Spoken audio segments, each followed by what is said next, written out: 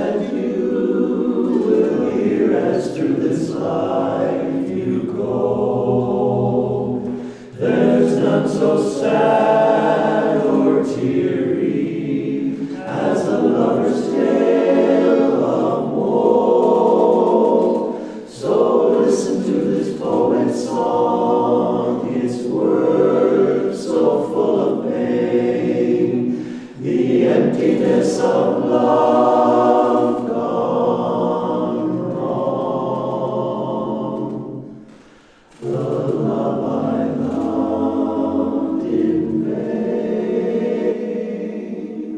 Hi there, I'm Ken Clark, and it's my pleasure to be the president of the Dukes of Kent Harmony Chorus in Kentville, Nova Scotia.